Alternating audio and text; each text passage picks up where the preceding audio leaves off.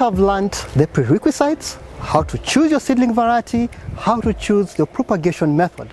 So what's happening next right now, I'm going to show you how to actually do your lime preparation. And this time, I'm going to show you to do it practically. And trust you me, you're really going to enjoy this video. Come on, let's do this.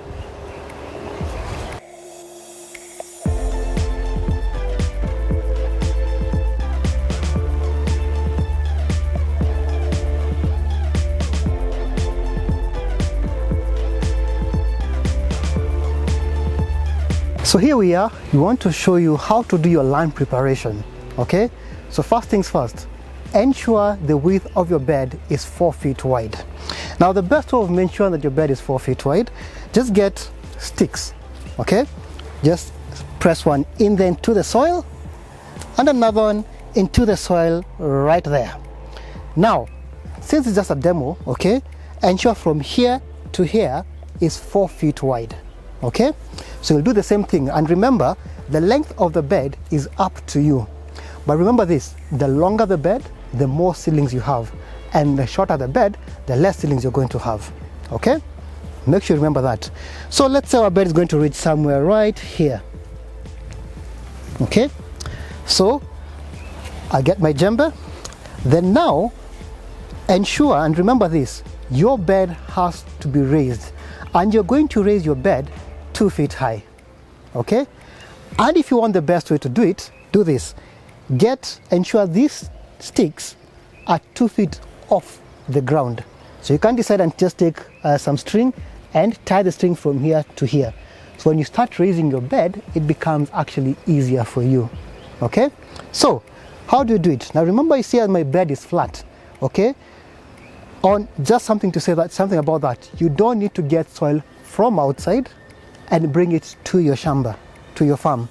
You don't need to import soil and bring it to your farm. Use the soil that you have. Remember, you importing soil, that's another unnecessary cost. And remember, we are limiting our spending. So this is how we do it. Just start raising the bed.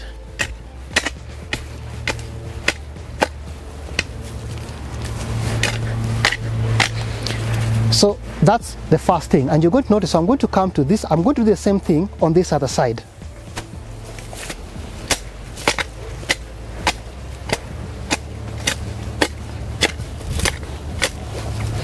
As you notice, my bed is actually, I'm getting soil from that side and bringing it to the inside. Okay, from the outside to the inside, from the outside to the inside. I'll do the same thing on the length.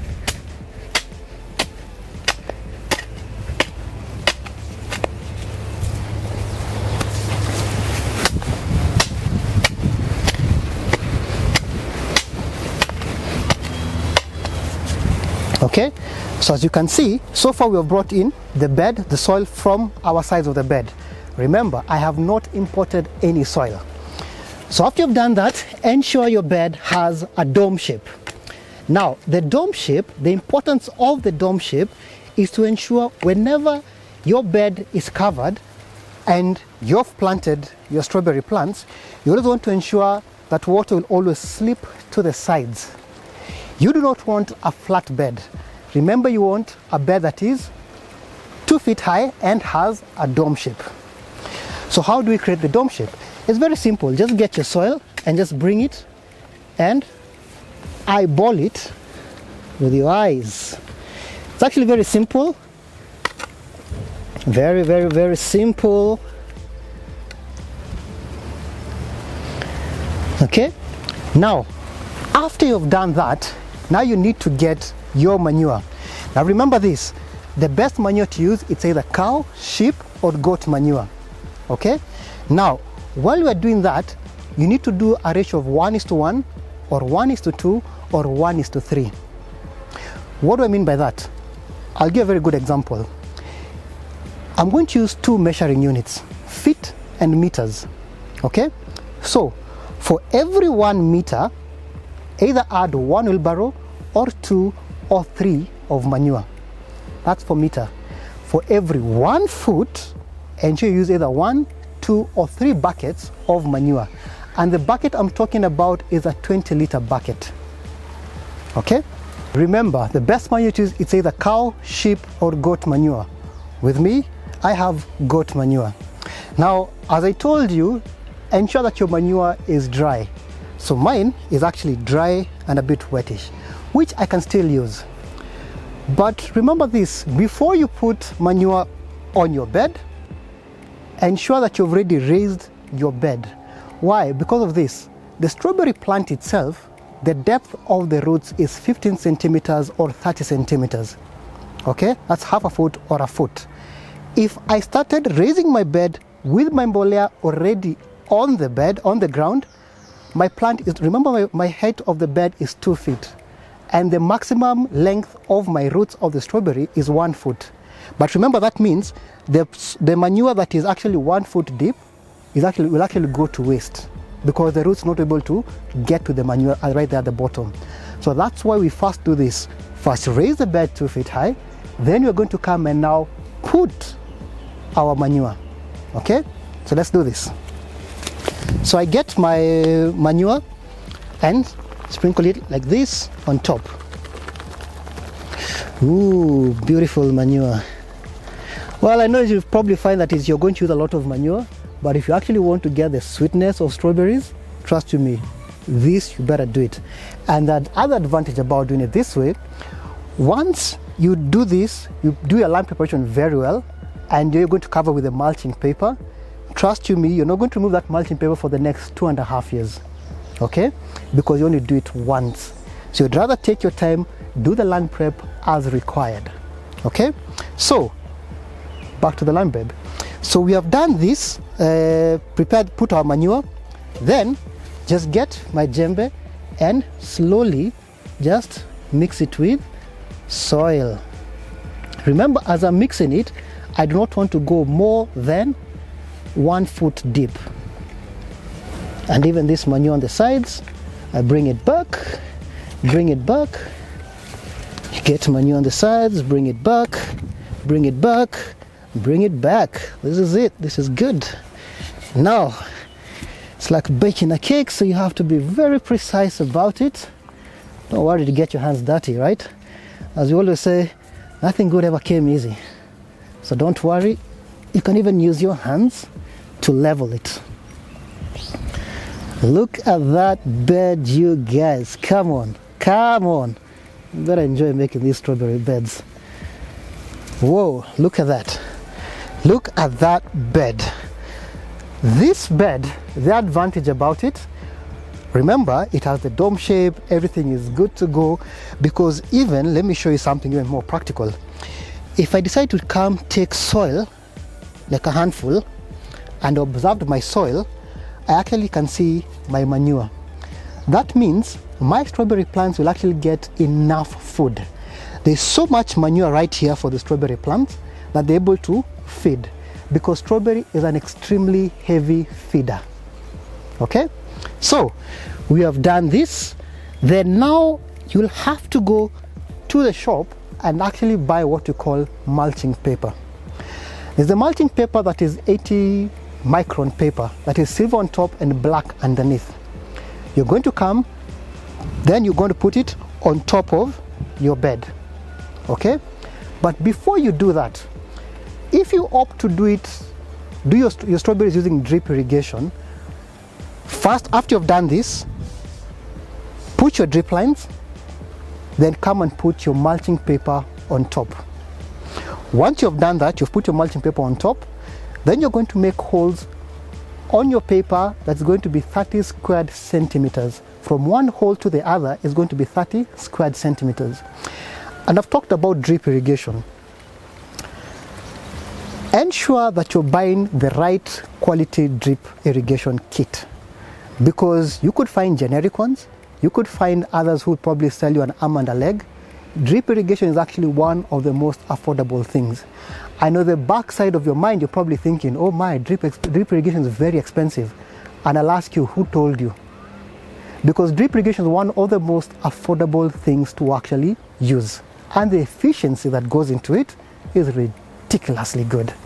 So after you've done your bed, you've put your mulching paper, then what you do next is now plant. So you have seen this small demo and you're probably asking, I want to see the big farm, why you've done it. Yeah, I know you're charged up, you want to see it. So worry not, come, let me show you the right thing on the ground. Come on, let's go.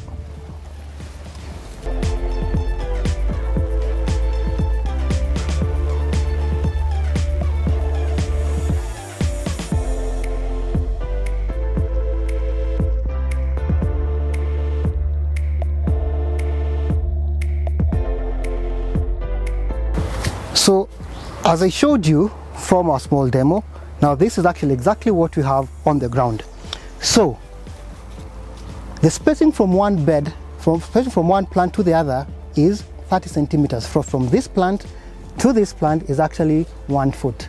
And from here to here is 1 foot. And from here to here is 1 foot. It's basically a perfect square. Now you want to ensure that your spacing is actually 30 centimeters and you're using 30 centimeter drip irrigation pipes. Now, I want to talk so much about drip irrigation. Let me give you a story. When I was setting up my beds, there are actually 6 beds here. It's an area that is what, 13 meters by 8 meters. So I got 3 quotations from 3 different people. The first gentleman told me it's going to cost me 160,000 Kenya shillings. The second gentleman told me it's going to cost me 150,000 shillings. I know right now if I told you guess, your figure will be like around 100,000 shillings. So for you, 400,000 shillings, you're wrong. Second guess is 80,000 shillings. I'll tell you no. Third person, 50,000 shillings. I'll still tell you no. Someone else probably getting 30,000 shillings. But the truth of the matter, it actually cost me 16,000 shillings. I kid you not, 16,000 shillings. So I got my drip kits from a company called Irrigation. It's run by a young gentleman called Richard. Once you get in touch with me, I'll also get in touch. I'll give you this contact. And what we learned at the end of the day, that the drips that were being sold in the shop are actually the right kind of drip. So I'll tell you, every farmer, ensure that you go to a reliable person who sets up drip irrigation. Please do not get entangled in setting up drip as a very expensive cost.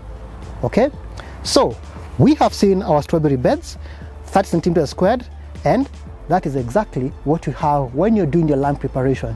And something else also you need to know, remember, you see the bed actually has a dome shape. Now the reason you want to have a bed with a dome shape is that when it rains, our water is going to flow to the sides, because you do not want to have your strawberries, fruit themselves, get in contact with water. We'll cover that during our pest and diseases section, because you're going to realize once the fruit gets in touch with water, you're going to get what you call anthracnose and botrytis, basically fruit mold at the very end. But remember this, if you don't do your beds with a dome shape, you're going to have those challenges at the very end. Okay, so let's do this. Most of you probably think, why do I need to use this mulching paper? Now, probably others will probably think, let me use grass straws. Now, if you just listen to what I just said, grass straws, because strawberries were actually first grown from straws. Okay, but we opted to use this mulching paper because, one, when it comes to weeding, now one of your overhead costs is going to be labor. Okay, so by using the mulching paper, your weeding is going to become something that you yourself can actually do for yourself. Second of it is, once using the mulching paper, and if you realize this mulching paper, the silver paper is facing up. Why? Because when it gets hot, and let's say you have birds around your area, when the mulching paper actually shines, it shines to the eyes of birds. It actually blinds them. So you can actually call it more of like a different way of getting rid of birds in your farm. Okay? Another reason you want to use the mulching paper, so when your fruit actually appears, you get a clean fruit, because you're not supposed to harvest, pack, wash, and deliver. You're supposed to harvest, pack, and deliver. I repeat that. You're not supposed to harvest, wash, pack, and deliver. You're supposed to harvest, pack, and deliver. remember your fruit is not supposed to get in touch with water once it leaves your farm to a client's location. And that's why using the grass mulch is not the best way of doing it. But using the paper mulch is something I seriously recommend. Okay? Now, something else that you're also going to realize, I told you using the drip irrigation system. And I know I touched base about reducing your cost of labor. So what you have also done at the strawberry farm, we have ended up actually automating our irrigation system. When you're automating our irrigation system, what you have done is we have an automatic timer. So what this timer does, it's going to open itself at the appropriate time and close itself at the appropriate time. I know probably the question you have in mind is, what about this net? So do you need to get this net right now during your land preparation? Well, the question is, and the answer is, no, you don't have to get the net right now. The net specific purpose is to prevent birds to come and eat your fruits. Okay? So when you're doing fruiting is when you're going to put the net. And I know I've jumped about doing the whole netting thing and fruiting and everything else, but remember this, in my plan of reducing costs for every farmer is by doing this system, that what you're doing is called the low tunneling system. You probably find, and also from your own research, I believe you're doing research also, you'll find that people are actually having nets on top of their bed, so it looks like a roof of your house. But we opted not to do that way, but opted to do it this way, the low tunneling system, because of cost. Because remember, I keep on saying, we are going to reduce your costs tremendously. So you find that by doing the low system and doing the overhead, I came to realize by doing the low tunneling system is actually more affordable as compared to doing overhead way of doing it. And again, also the other advantage about doing the low tunneling system, the net that I buy, okay, I'm able to cut it down on a number of beds. And again, it's very simple if you want to work on your bed. I know probably somebody's asking, so how am I going to work on that bed if I want to work on the strawberry plants? Worry not. Do you know how you wake up in the morning? Do you ever think about how you wake up in the morning? You either wake up, either you push your blankets to the left or to the right. Very few people actually wake up like this. I only know one person who actually wakes up like that. For those wrestling fans, you know who actually wakes up like that. But for a normal human person, you wake up, either push your blankets to the left or to the right. So it's the same thing while doing your strawberries. You're going to push the net to the left or to the right. Once you're done working on your bed, you're able now to return the net back. Okay? And that way, it makes your life very easy. So nobody has an excuse of not doing it. I have shown you how to do your land preparation, how to do your bed preparation, how to set up your drip irrigation, and how to do setting up the net and everything else. So that's it for this episode. So join us in our next episode, where I'm going to take you up how to do your planting, how to do your watering, and actually not just watering, about your different watering schedules. And before you do that, make sure you like, share, and subscribe to this channel. This is your farmer Njoro, and I'll see you in our next episode.